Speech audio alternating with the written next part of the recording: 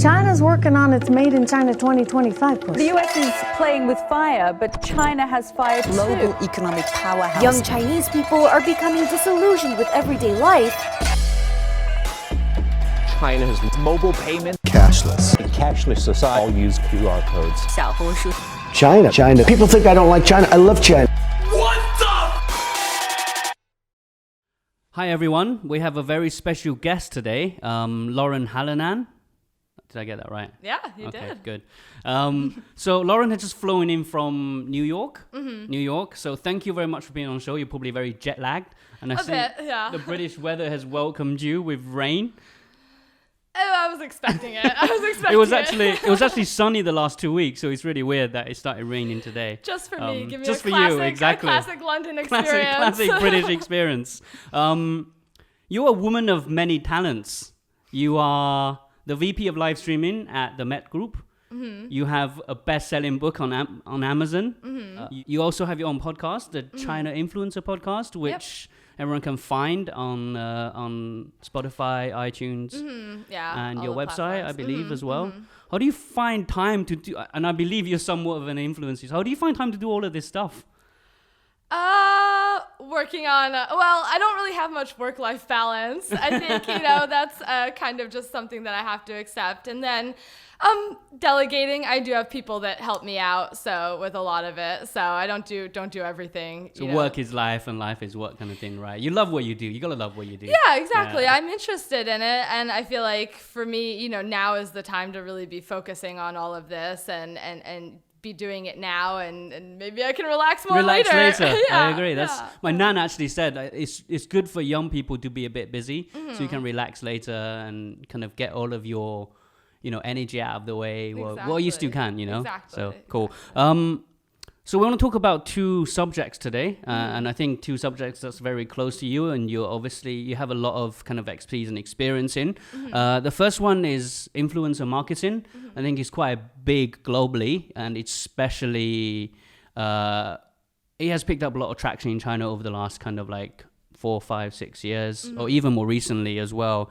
There's a couple of different platforms, right? I think category-wise in China, for me, I don't know if you agree, there's like the one-to-one platforms like WeChat, and there's like the many-to-one platforms like Little Red Book or Douyin more recently. And I think we can talk about this later, that influencer tactic might work better on many-to-one platforms, though I'm sure there are ways to work it on one-to-one platforms as well.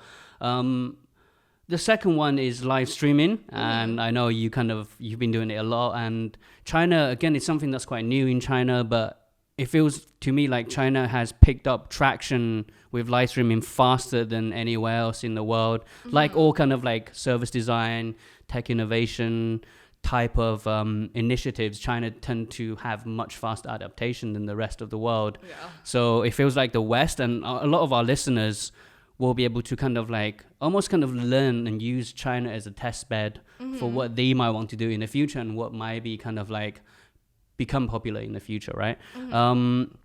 So before we start, I want to ask you a question that we kind of always ask our guests on the show.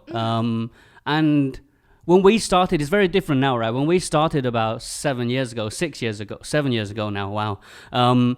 China wasn't as big on the global stage as it is today. Right. So it was always weird when you meet someone who has like a specialty, like their own niche, and then they have like a China angle to that niche. So it's like a niche on top of a niche, and it makes your job really difficult because you have to be very specialist. So we always like to ask people what their specialty is, kind of what they experience, what they specialize in, but also like why there's a China angle and what makes it kind of like China as well. What got you? What's your story and what's your China story? Do you think you could help us to summarize in like 1 minute for our listeners? So my China story, like how I ended up in China, I think that's nothing super unusual. I was studying in international relations in college. We had to choose an area of the world. I pretty much wrote all the possible areas that we could choose down on a list, and I went through and checked everything off, and China was left because I was just trying to think about the future and what one was like what I was interested in, a place that I would feel safe to go, a place that I was interested in learning more about, and also what would be good for my career. And China just like ticked all the boxes off, you know? And so I went there with like really no clue what I was getting myself into, and then just happened to really love it, especially loved learning the language. And I think that kind of got me addicted to living in China, because I was determined to you know, get the language to a place where I felt, you know, I don't think in my entire life I'll ever say I'm fluent, but because that's just so difficult. Yeah. But, you know, I wanted to get it to a place where I could comfortably be reading and working and, you know, what most people would call fluent, you know, so that got me really addicted and what kept me in China. And then how I got into the specialty that I am in now, because when I was studying international relations in college, I didn't really know anything. I just knew that I wanted to do international business. Like I just, for some reason, just found that really interesting, you know? But I had no clue I didn't know anything about marketing. I didn't know anything about advertising. Obviously, influencers back then wasn't really a thing. No. Like, so I was in China and I was working and studying and doing all sorts of things. And really what changed the game for me was that, I don't know if you know the TV show 非诚勿扰. I do. I love it. Yeah. So, You were on there, right? yeah, exactly. And so that was, Sorry, for our listeners, it's the it's a famous dating show that's actually a play on a British show. Yeah, what's Take the Me British Out, show I think, or Take something. Me Out, yeah, right, Take Me right. Out. But it's a little bit People would know different that, than that, yeah. right? It's like the Chinese adaptation of it. It's but awesome. Back then, it's still on air now, but it was so super popular back then, and it was I what remember. all of the foreigners, like what we used to study Chinese was like we would watch that show. And as a joke, like just something fun to do, my friend and I went to audition for the show, and I ended up getting on. And Did your friend get on? no. Oh no. So when I was on the show, the other contestants and the producers were all like, hey, do you have a Weibo account? Like you really, because that was really the only social media platform back then was like Weibo. And they were like, you really need to open one to control like your personal brand and what's being said about you. And I barely used social media. Like I didn't know anything. And I got on and I started to use Weibo. And of course, because I was on the show, I got some followers right away. And I just got hooked. Like social media, like from then on out, I was just all about marketing and social media and personal Wow. branding and influencers. So it almost happened and by accident. It did. Like I discovered that that's what I was really in, because I always knew that I was super interested in like Chinese consumer culture and like pop culture and internet, kind of what was going on the Chinese internet. And so when you put all those together, that's marketing. That's basically, yeah, and exactly. influencer People, marketing, like cultures, digital text marketing. platform Right. I agree. So like I had all these interests, and then somehow just going on that show and then dealing with all this, just like Wow. that's That's what amazing. launched my career. So I think that's kind of my funny China I'm trying story. to remember. That's really interesting. Thank you for that. I'm trying to remember whether I saw you on the show or not, because which year was this? 2000 and... End of 2012, beginning of 2013. Oh, it's a bit early for me. I remember I was Yeah. in China around 2014, I think, and I Okay. was there for about My 3 husband months. was on the show then. Really? Yeah, in Did you 2014. meet him on the show?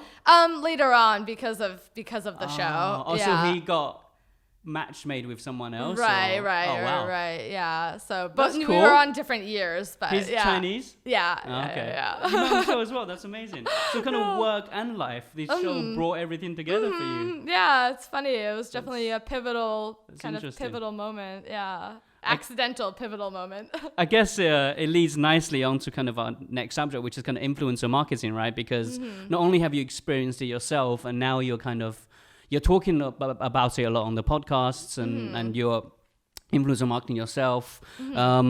So we talk a lot about people and cultures here at Qumin. I think, and it's not necessarily a bad thing, right? A lot of people, when it comes to China, kind of Western marketers, they go straight into the platforms because China has so many different platforms. They move so fast. It's very difficult to kind of keep up to date with what platforms. We were just talking earlier, right? Like, Little Red Book is updating their rules like almost by the week. And it's crazy to keep on top of. So what we try to do is tell people that if you kind of try and understand the culture behind the platforms and the people and the people on the platforms, why they gravitate towards certain trends or certain platforms and certain technology innovation, it'll be better to kind of try and stay ahead of the curve rather than always trying to chase a platform behind the curve.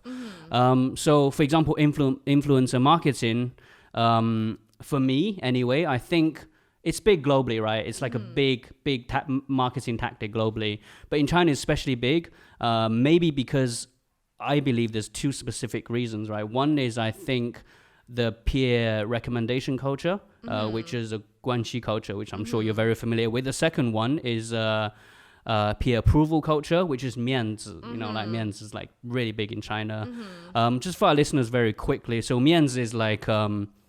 it's almost like your social status judged by your peer, right? So like when you do someone a favor, you would have like kind of your mianzi among the social circle would be higher. And then we have guanxi, which is kind of like a networking culture. You go to your friends when you need something done rather than searching aimlessly on the internet.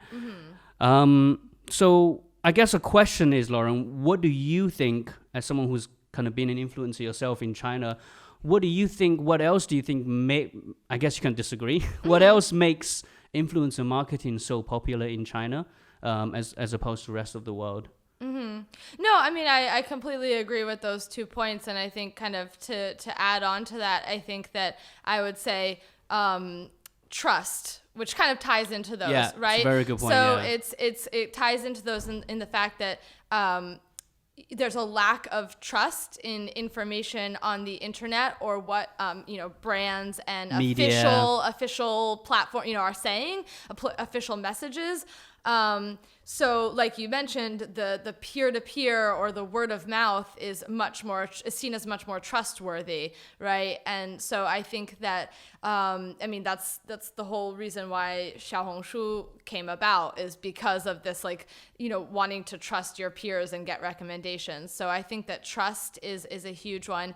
I also think that nowadays people in China are inundated with product choice. True. There's a lot of brands that still think that, my product's so great, like everyone in China is going to love it. And I think people in China are overwhelmed because, whereas we in the West have had, we've recognized some brands for a very long time, right? Whereas in China, it's like the floodgates, like it opened up and then all these brands came in, and they don't have they haven't grown up with the domestic brands they've grown up with, but a lot of these international brands, they're just learning about, they don't know how to differentiate them. They don't know, maybe the brand is saying that this is, that they are a premium brand, but then the Chinese person comes to the US and they discover actually it's not a premium brand. Yeah, that's so true. They've not grown up with the brand image that's been built over kind of like a decade or a couple of decades. Right. And and honestly, there's a lot of brands who go to China and try and reinvent themselves, and a lot of consumers are becoming wise about that too. So I think, something that a lot of influencers will do is they'll say, here are several different brands. This is the one I choose and why. They help you make that selection of which product you should actually buy, And then I think what you were saying with the whole face or status thing, I think that influencers are very powerful because they can help, for example, they can help you figure out which product to buy that will make you look good. Because I think that a lot of people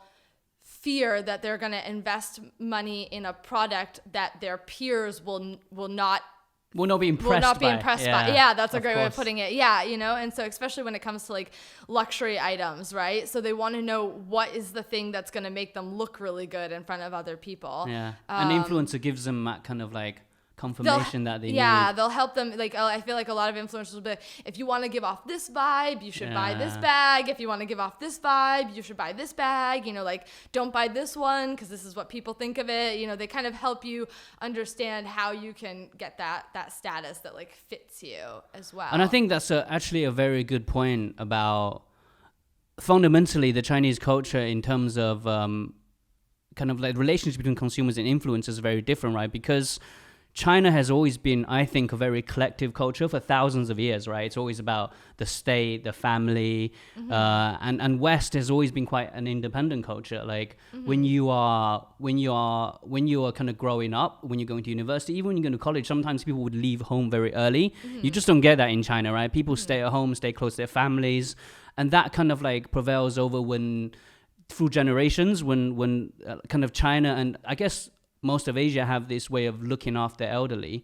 And I think that relates to what you were saying earlier about, it's a very good point that maybe influencer works in China because Chinese people, when they want to buy something, they almost look for kind of like for influence to help them to make the decision, to inform them. Whereas in the West, it's more about reaffirming the decisions they've already made. So kind of there's a review culture, right, in the West, where it's about reaffirming, oh, this is a great product or this is not a great product. Whereas in China, it's kind of like influence almost helping people to make the choice. It's completely opposite. Do you think that kind of like plays a part on the fact that influencer marketing is more popular in China than the rest of the world as well?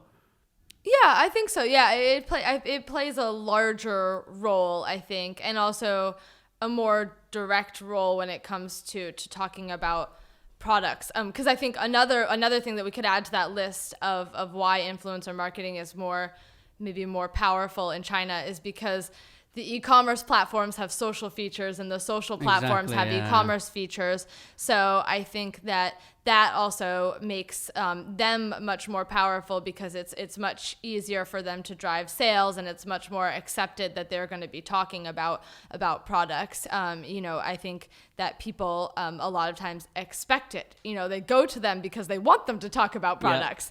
Exactly. So they have the platform to do that, right? Right. Whereas here in the U.S., I mean, obviously there still are a lot of influencers doing that here in the U.S., but I think not to the extent that China does. Definitely. Yeah, and it's also more difficult because the platforms don't have as many options when it comes to linking things and it's true. It's kind of like everything's very tight knit, but it's also very full. The ecosystem is very broad, but they're kind of very close against each other. I guess that kind of breeds like not multi-platform but multi-channel kind of connection. So social with e-commerce, like you were saying, connecting together. Whereas in the West, is kind of each platform in their own niche. So you have to have more than one platforms in order to create kind of like a full ecosystem.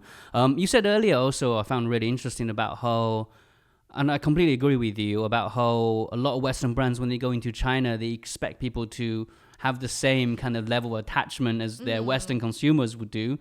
And they don't, of course. Like you said, the floodgates open, everyone's going to China at the same time. Do you have any tips for any of our listeners on how they could manage that better? So rather than just talking at the audience, how could they help to articulate the heritage or kind of the, I guess, the history that they've had with, or the relationship they have with their Western consumers, and try and replicate that with Chinese consumers? I think that... Or is it just kind of like they just have to do it slower rather than trying to shove everything down everyone's throat? I think it's like, for example, you might have a vast heritage or a rich culture to your brand or your product, and something about that might really resonate with Western consumers, but I don't think you should necessarily tell that story to Chinese consumers because it's not going to resonate with them in the same way. I think you need to look at your brand from a different perspective, and it's not you're not changing your culture or your brand message, but you're looking at it and saying which aspect of this would appeal to the Chinese consumer or would resonate with them, and focus on that more with the Chinese market. And so I think that's different than, it's not saying change to fit China. It's, what maybe you're emphasizing this for the Western markets, but you can emphasize something else about your brand culture for the China market. I think that's 100% right. So rather than, I guess, like, because when we talk to brands, right, everyone talks about heritage. Everyone's like, we've got this amazing heritage. We need to tell the Chinese consumers our story, our history, our heritage. But actually, you're 100% right. They might not be interested in that. It's not every brand that people want to see that in, right? So it's kind of like not changing what you do, maybe like the how, like how you amplify the why, I think could really, again, kind of from the ground up, right? Like thinking about the people and the cultures and what resonates with them, rather than being lazy and just focusing on like heritage. Yeah, or maybe focus on just a different aspect angle, of your right? heritage. Yeah. Okay, so I guess a lot of our listeners will be working with influencers already in the UK or in the US. What do you think are the biggest differences between Western influencers and Chinese influencers from a brand's perspective in terms of working with them? I mean, I think that they're relatively similar. I think that, because you have this issue in the West too, but I think brands need to keep in mind that, you know, in China, it's crazy how much an account can grow overnight. You know, so there's a lot of influencers, especially depending on the platform that you're working on, that may not be as professional as you hope they might be, because they're also really new to this industry as well. Yeah. You know, maybe they're great at creating content, but when it comes to you know, managing brand relationships or deadlines and things, they might need a little bit more hand-holding than what you're used to. And so I think that's something to consider. That's a good tip, I think. You just gotta take everything with a pinch of salt and not be kind of like, Because I mean, honestly, I think that micro influencers and like lower mid-tier influencers in China can be really good for brands, because you can work with them for a much lower price. They're usually very eager because they're excited to work with brands. You know, they're earlier on in their journey. You know, they might be willing to do more edits, things like that. But it's a compromise, because since they are earlier on, you might have to do a bit more coaching or just be more on top of things with them as well. But it's like a time investment versus money investment. You invest more time, and you probably have to work with a lot more if you're working with smaller influencers, because of the reach, right? They'll have less reach. I guess that leads nicely onto the next question, actually. So, as you said, there's different types of influencers, right? In China, as there are in the West. So we have kind of celebrities, like people who maybe even actors or actresses, who have already a following on other channels, and they're using social media to communicate with their fans. And these are probably the most expensive influencers. And then you have kind of like influencers who have made their name. They have like millions of followers. They're almost kind of a celebrity in their own right. There's the next tiers of influencers. And then finally, you have kind of like the micro influencers. We sometimes call them long tail influencers, because they're normally very niche and very specific. So kind of they have their niche have a long tail, right? So we call them long tail influencers, who might only have tens or hundreds of thousands of followers rather than millions of followers. It's quite confusing kind of like landscape in general. I think probably more so in China. I guess, do you have any tips for brands working across the board? Should they focus on specific types of influencers based on their size, or should they focus on long tail or micro influencers only? What's your kind of like, what's your feel on how they should work with influencers? So there's a couple things that one is you have to consider your brand's current reputation in China, right? Like, how well known are you? Because I think that affects, for example, if your brand's not very well known, then and you're just entering the China market, then it would probably be better to work with some of those larger top tier influencers, because they have more clout, and they are, you know, very well respected for the things that they say. And if they put their reputation behind your brand and talk about your product, then you're going to reach a lot of people, and a lot of people who trust this influencer's recommendations, right? So I usually suggest that if a brand is trying to kind of just get known in the China market, that you definitely want to invest in working with some top tier influencers initially. You do want to work with mid-tier and micro influencers as well, though, because they kind of are able to then further promote and push what the top tier, the top tier influencers. It's kind of, you know, creates like an echo chamber. If your brand is already well known in China and you want to, go after certain segments, then I think that mid-tier and micro influencers can be more valuable because they're able to more closely reach those specific segments that you're looking for. Yeah. Could you maybe give our listeners an indication of kind of like budget ranges for micro, mid-tier, and kind of like high-end influencers? Or does it vary too much to really give an indication? It varies a lot depending on the platform because, the platforms are all very different. Yeah, because actually, that's a good point. Some platforms are cheaper than others, right? Yeah, like Weibo is cheaper when it comes to, CPM, just because a Weibo account, for example, a Weibo account that has 100,000 followers is still considered a micro influencer on Weibo, whereas if you're an official WeChat account and you have 100,000 followers, very different, that's very different. Yeah. And WeChat's the most expensive channel, so I think the price can really vary a lot. If you're working with micro influencers, it could be anywhere from a couple hundred, like 500 RMB, up to a couple thousand, like to 5,000 RMB, like that's within not much, that actually. range.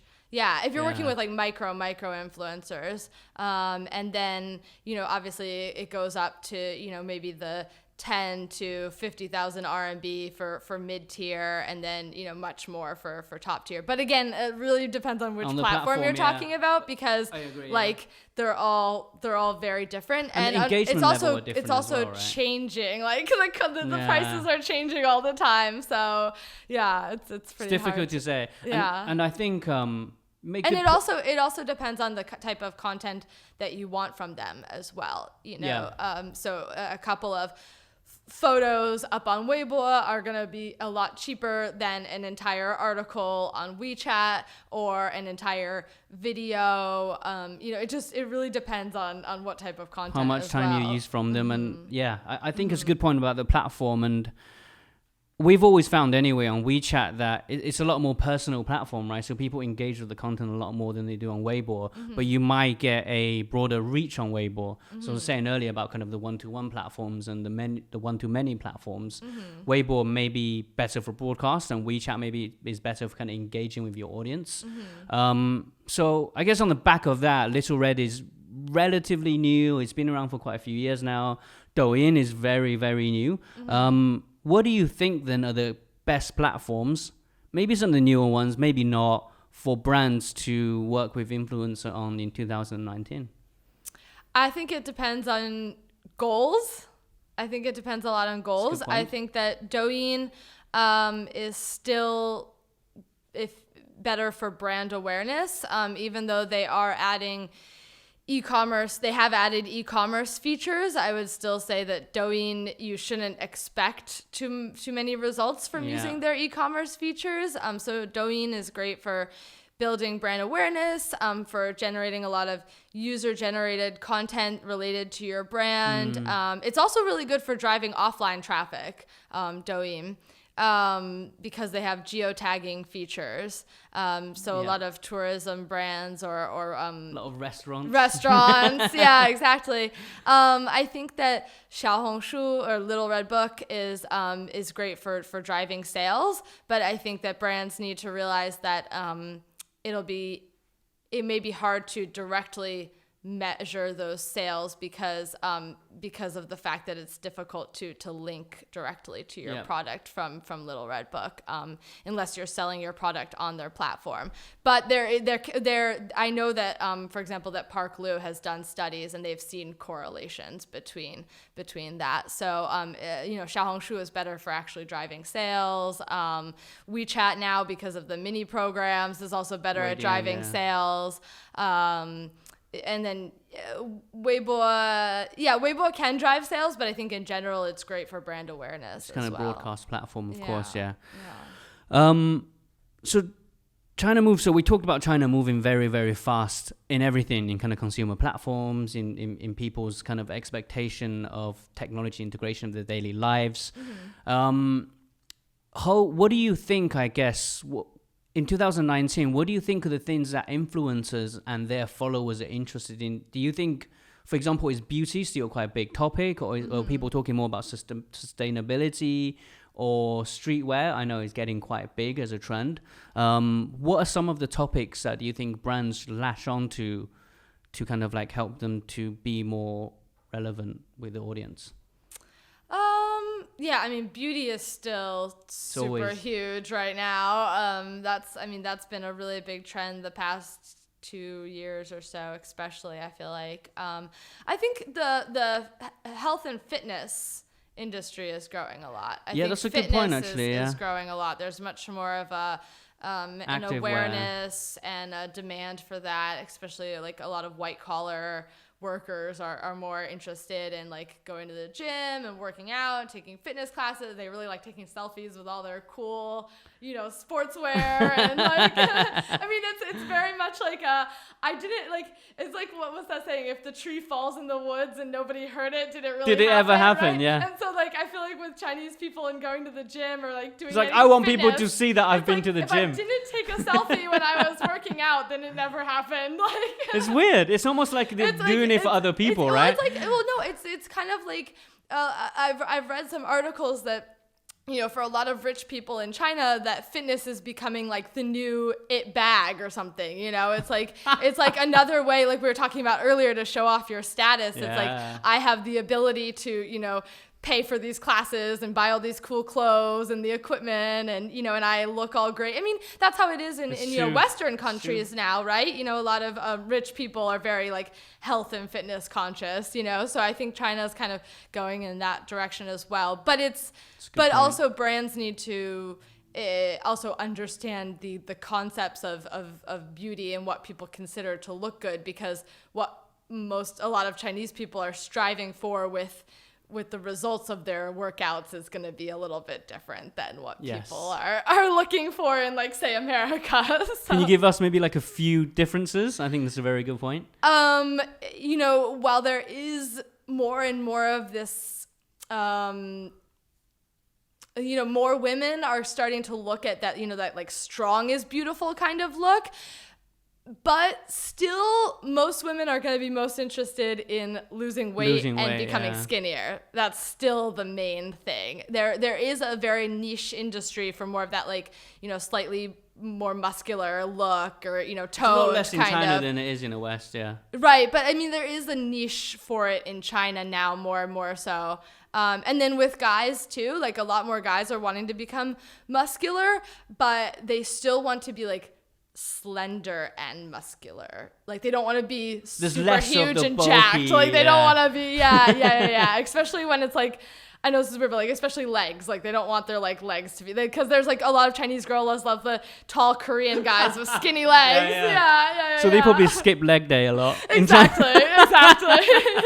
So I think you just have to understand, like, if you're promoting a image or like a result that they're not going to be interested, then even though beauty and even though fitness is a really hot topic, your brand's not going to go anywhere because they're not going to want to look like that. That's so true. I think this is a quite nice point, I think, for us to wrap up, actually, because a lot of what we talked about today has been about understanding Chinese people and cultures from a very basic level, right? Like they might be into fitness, you said, but it's not necessarily the same way that they're into fitness as a Western consumer might be. It might be the influencer marketing is big in China, but it's not big for the same reasons that it is big in the West. So thank you very much. I think I've learned a lot, and I love technology. So I really want to move on to the next subject, which is live streaming. I'm really excited to kind of hear your opinion, your experience about it, because I think live streaming for me is something that's, it's been happening in the West, right? We got YouTube live streaming. It's very popular. There's Instagram as well. There's a few other platforms.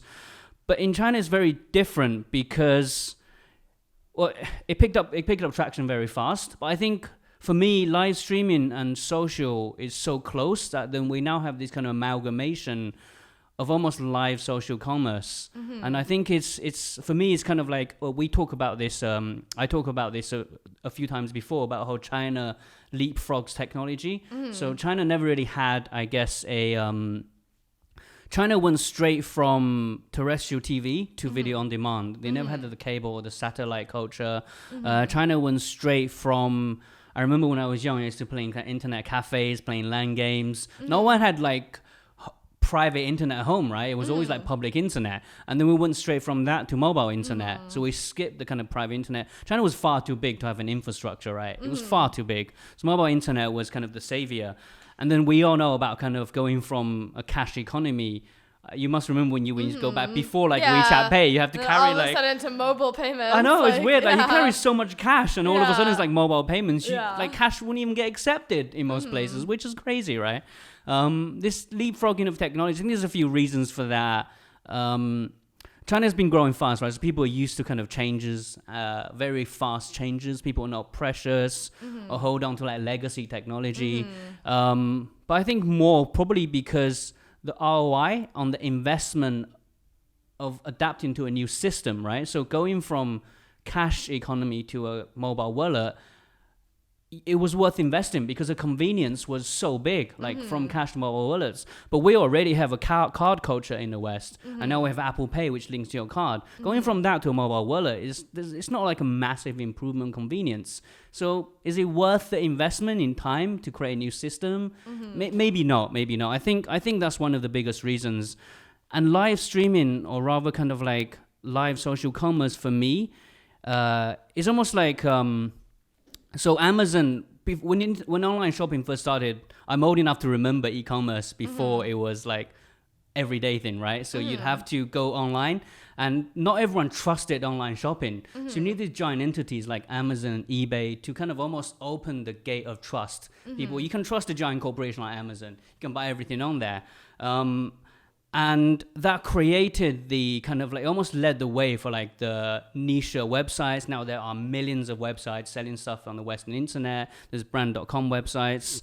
And in China, we had the same thing, right? So people didn't really trust online shopping initially. And again, I remember before online shopping was a thing in China. And then along came Alibaba and Tmall. These are giant corporations. They enable this trust system. Obviously, Alibaba had Alipay as well, which created a payment system, just like PayPal did in the West. But brand.com sites never really picked up much traction in China. There are a few.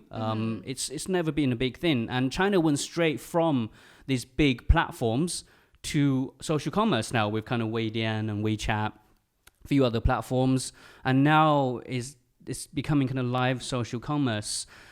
And I'm fascinated. I don't know as much about live social commerce or kind of live streaming as you do. So maybe you can give our audience kind of like a summary of the landscape, of the platforms, and how people are using it in China. So yeah, I mean, I think live streaming itself is a huge term, and I think it's interesting because live streaming has been around in China since I think YY, which is kind of like the real original platform. That's a good point, was actually, in like 07, 08, but it was all web based, right? And then it was in 2014, 2015, when Periscope and Meerkat started to have their big moment here in the U.S. I don't know if you still, I remember Periscope, Periscope and Meerkat got like huge all of a sudden. Everybody was like, oh my God, live streaming is the future, like mobile live streaming, right? And they like took off, but then they didn't develop the platforms fast enough. But China saw this and said, hey, wait, we have this web-based live streaming, and like, why aren't we doing mobile? So all of a sudden, out of nowhere, like mobile live streaming just like blew up in China towards the end of 2015 and then into 2016. And so, like you said, it was funny because they took it from the West, but then they just went places that the West never could even imagine. You know, when it came to like all of a sudden, I mean, in 2016, reportedly there was over 200 platforms that had live streaming in China. like that's crazy, you know. And since then, the market has matured, and a lot of these players have gone away. You know, but so it matured and grew into something so much bigger and more complex than the U.S. market could even imagine. And what's funny is that now, several years later, the U.S. market is slowly starting to catch up. It's coming back again. It's so weird. Exactly. It's like it dies in the West, gets resurrected in China. Because they've seen what's happened in China. And then it comes back again. Yeah. It's like China, they're like, oh, wait, we like what China did with that. We'll take our idea back. But they're still not doing as It's like, they've good a made it job. work. Yeah, they're like, oh, that's how. But yeah, so where was I going with that? So I think when it comes to live streaming, there's a couple of buckets that I like to put it in. So, 2015, 2016, the real emphasis was on, of course, gaming live streaming, which is similar to Twitch. I remember, right? yeah. And that's still very popular. You have platforms like Huya and Douyu that Douyu. are yeah. When I are- used to play games in China. Right. So those are very gaming live streaming focused. And then there are what I call the entertainment live streaming platforms, which are more, which are the ones that, if you read about live streaming a lot in the news and you hear about like the mobile gifting, the virtual gifting model, and, and it's, and there's been some documentaries and articles saying like, oh, people are earning so much from all this virtual gifting, blah, blah, blah, so that's its own kind of bubble, right? And then live streaming has been used a lot in the education industry as well. There's a lot of live streaming classes now, either one-to-one or one-to-many. So that's an area that like live streaming has really helped a lot. And then the last area, which it took off a little bit later, is e-commerce live streaming. And so it's funny because a lot of people, e-commerce live streaming actually started to take off around the same time that Douyin became very popular, and so everyone was like, oh, live streaming is dying in China, it's just kind of plateauing and videos taking over, short video is everything, everyone's interested in short video. But a lot of people didn't realize that e-commerce live streaming, particularly Mogujie and Taobao live streaming, which Taobao live streaming, it's called Taobao live streaming, but it's really Tmall and Taobao live streaming. It's any Alibaba property can hook into the Taobao live streaming platform. But those two platforms like really took off, but it's been kind of behind the scenes. Like a lot of people in the West haven't really been talking about it. A lot of people, even in China, it's just kind of, it's been happening, but people haven't really been covering it as much because everyone's so wrapped up in the short video scene. So there's just so much in China. It's difficult to kind of like keep up to date with everything, right? Yeah, and I think a lot of people in the West struggle to understand e-commerce live streaming because it always gets compared to like QVC or the Home Shopping Network, which are so boring. Oh my They're God. so boring. Someone They're just said like to me, watching this is like- advertisements. But I watch e-commerce live streaming, and it's to me because also I understand what's going on in the Chinese, right? But to me it's completely different. Completely different. It's so different. Like e-commerce live streaming in China is just, it's so much more engaging and so much more fun, and like it's completely different than like the tone, the way that they're interacting. Like it's so much different than like QVC or something. Yeah. and that goes back to what we were talking about before. The reason that e-commerce live streaming has become so popular is because of that trust issue, right? The trust and word of mouth. So say you're going to buy something on Taobao and you can just look at, pictures and videos of it, right? But you still can't really get a feel for what it's going to look like, or you're very like, people in China just think that everything is going to be photoshopped, right? It's a peer recommendation culture, definitely. But when you're watching a live stream, you really get to see what the actual product looks like, right? And the influencer will be wearing it. Maybe they'll have a couple people, like for example, if talking about clothes, like they'll have a couple people of different sizes wearing it, they'll like bring the fabric up really close to the screen so you can see the fabric, and they'll talk about it, and then they'll also show you how to like match it with other clothes, and then like you could probably get a discount if you watch it on live streaming versus like buying it just in the shop at a regular time. So there's so much reason to watch the live streaming and buy from it, because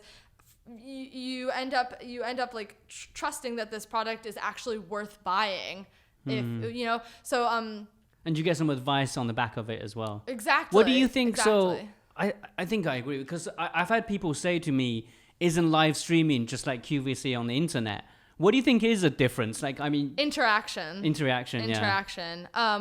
rather than being talked at Right. You Yeah. don't talk You feel at like you're people. in it. You talk with them. Like if you watch the Chinese live streamers, they always have a phone in their hand or on a stand. They're constantly responding to all of the comments that are coming in. If they feel like something that they're displaying or they're showing isn't getting a lot of interest, they're going to immediately stop talking about it and switch to something else that their audience is more interested in. Whereas like QVC, Sure. it's like a set rundown. Broadcast. Like we talk about this for 5 minutes and we only say all these great things about it. And, like it's very set, whereas like also in Chinese live streaming, like there's this famous Austin, I don't know, Li Jiaqi, I don't know if you've heard of him. He's like really famous Taobao, and it's a male, but he does beauty products, especially lipstick is what he's famous for. And he will I think I know who you're talking about. Oh, you gotta watch him. He's so funny. Now that you mentioned it, it sounds familiar. He's hilarious. I love watching his shows. And he's so good at it. But he will if he tries a lipstick on, like for example, he'll have a set of like new shades from some huge brand, right? And the brand has given it to him.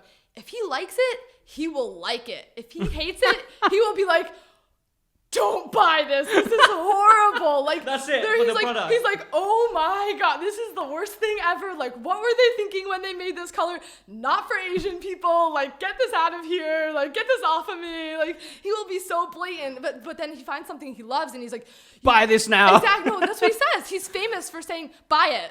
He has like a my time, like he has like this is like his catchphrase. It's like my like he has like his catchphrases that he'll be like, buy it now. Like yeah. It just sounds like way more exciting than what people think it is. I think people need to experience it. Yeah, and we say that a lot. It's hard though when you don't understand Chinese to really get it. And like for example, his streams always they give away products. So if you watch, you have like chances to win all this free stuff. Sure. You get discounts, you get limited edition items. Like there's so much incentive to watch the live stream too.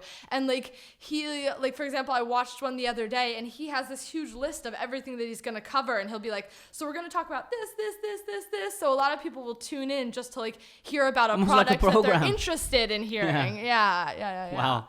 I mean, So- it just, it sounds like so intimidating for Western brands. So we always say, like, unless you're there and experiencing, it's difficult to comprehend the extremities of how technology and platforms are kind of like affecting people's daily lives. Mm-hmm. How do you think live streaming, being the fact that it's live, it's difficult to control, there's an element of risk for the brand. Have you got any examples of how brands have actually done collabs quite well on live streaming platforms with live streaming influencers? Mm-hmm. Yeah, I mean, I think that because it is live, very personality based as well, right? Right. So. You definitely need to do your homework up front to know who the person is that you're working with and know that you can trust them to represent your brand, right? So I definitely think that more so than other influencers where you have more of an opportunity to review and critique their content, right? With a live streamer, it's you just go back and right? forth. Right. I mean, you definitely do a lot of prep ahead of time, but I think that you definitely need to find somebody that you trust, and so I think that you can choose less of them and find 1, 2, 3 and do more collaborations with them as opposed to trying to work with a lot of them, less more regular rather than because more then spread out, you'll trust them more and more with your brand and product. And I think starting out, especially if you don't understand it and you don't have a China team, you definitely want to work with influencers because they know how to do this and make it engaging. But maybe after a while, if you've been doing it enough, you can definitely develop in-house people, develop your own in-house live streaming influencers who can show people new products that that are coming out, or take them on the showroom and things like that. So that's definitely something that it's almost like it's another way to produce branded content, right? Right. Yeah. Right. That's interesting. Yeah. So have you got any examples of brands who have done well with live streaming collaborations? So I don't know how much they're doing anymore, but in the past, Maybelline has done a really good job with course, live it's a beauty streaming. brand.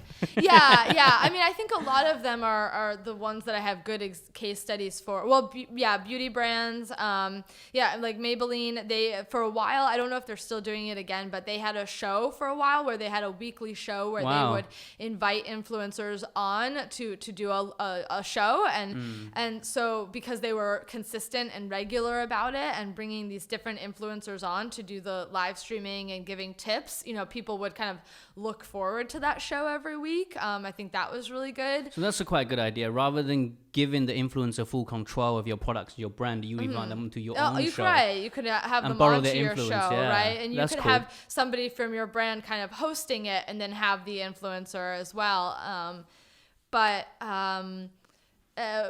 Recently, there was a good case study of, there was an Israeli beauty brand, Ahava, I think is what it's called. And with the influencer that I was just mentioning, Austin, they invited him and I think it was 5 or 6 of their, like, the top customers on Tmall. Like people who had bought the most of their product. Yeah. They invited him. I shared this on social I media. read this on your social media channel. No, and it was. It sounds familiar. I think it was a really great case. It's great, yeah. So for this, they did, instead of doing, kind of like in a studio or a showroom talking about the product, they invited him to Israel to do like a product origins showcase, right? Yeah. And they took them to the Dead Sea where they get a lot of the ingredients for their products from. And then also what you have to realize is, like, so they took their most loyal customers, right? Plus a really famous influencer. These customers are also huge fans. They're also of this influencing the influencer. Like, they're also huge fans of him, so it's an opportunity for them to get to meet him and create content with him too. It's great. And they went to like the R&D center, and I mean, I think I forget the numbers, but they sold out like 14,000 mud masks. They were like top ranked for like 3 different categories on Tmall that day. Like it was, I mean, obviously they put a lot of investment into it, but it also was like really good for their brand. It's completely too. worth it. I mean, it sounds like, from what you were saying and from the kind of case study, maybe brands shouldn't be intimidated by live streaming. At the end of the day, it really just creating moments that create great content, right? So taking an influencer, taking your fans to look at the origin of your products, to experience the product and where it comes from, is not something new, albeit the platform that is broadcast on, like live streaming, is new. So maybe it's not intimidating, and brands should really be looking at live streaming and just doing what they do best about creating experiences, showing off the great products and service and the origins, and then using a new outlet and a new way of amplifying that content. I think that's kind of like I guess another way for brands to look at it, rather than just looking at the kind of the technology and being like, oh no, it's live streaming, it's gonna be really risky for us. The final thing, I guess, is kind of like, I wanted to ask you about social commerce in China, and I guess it's kind of related to live streaming. We talked a little bit earlier about the fact that social commerce, I think, never really picked up too much in the West. Instagram, as you probably know, recently trialing out in-platform or in-post purchases where you can like buy things directly from posts and photos, which for me is not really true social commerce. It's more just e-commerce that exists in social media. It's very different, where China is moving on to true social commerce and now live streaming, or rather live social commerce. The benefit, I guess, of China having fast adaptation culture is the fact that things pick up really quickly, but also things tend to fizzle out very quickly as well sometimes. So do you think live social commerce is a fad, or do you think it's here to stay for the long term? I think it's here to stay for the long term. And I say that because I think, number one, Alibaba and Taobao leadership have very publicly said, I don't know the exact quote off the top of my head, but Jiang Fan, the CEO of Taobao, said that e-commerce live streaming is not a feature of the platform. It's the future mainstream model. Like, he actually publicly said that, and they've been putting a lot of effort and promotion behind live streaming. So to me, when you hear the leadership of a company like that saying that they believe in e-commerce live streaming, that says something to me. And also, for example, WeChat has been playing around with e-commerce live streaming recently. Douyin has it, although it's not super huge, but it's there. As I said, Mogujie doesn't get talked about as much in the West, Mogu or Mogujie, whatever you want to call it, but that's solely pretty much based on e-commerce live streaming. So there's actually a lot. Kuaishou does e-commerce live streaming, and actually recently there have been rumors that they're going to be working with Pinduoduo, which is the epitome of social commerce, right? Like, they're going to be partnering together. Kuaishou influencers can sell products from Pinduoduo. I think maybe for the benefit of our listeners, again, maybe just explain a little bit how kind of Pinduoduo and Kuaishou is works. kind of like Groupon on steroids. It's like the more people that you can get to purchase a product together with you, the cheaper the product will be.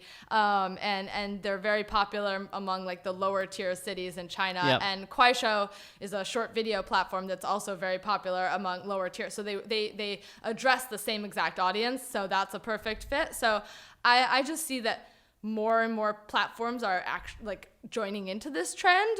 So I think that it's around to stay. And also, something that we didn't touch on is that e-commerce live streaming is extremely popular in lower tier cities in China.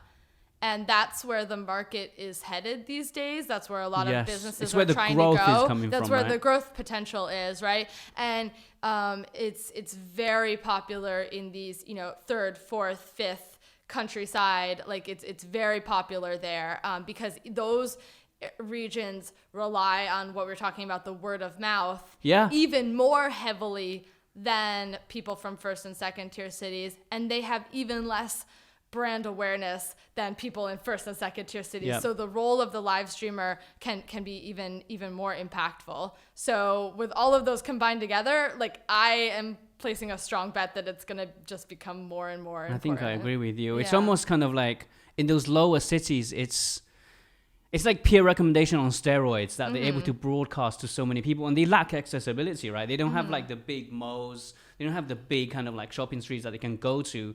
So they rely on kind of these influencers and these kind of live streaming shows to give them access to these new products or new services. I think it's been great. I think we could talk about this all day, but I think we need to stop at some point. So thank you very much, Lauren. We've got one very final question. And again, just kind of like how we started, we like to end on the same note. So the question is, it's a very difficult one. What's the next big thing in China? What's China 2020? Oh, jeez. I might potentially, I don't know, potentially maybe it is live streaming, because I don't think that e-commerce live streaming is getting the recognition that it should be. I agree. And what's unique about e-commerce live streaming is that it's all about driving sales. Like, it's actually giving you ROI. Tangible, it's very tangible, So possibly that.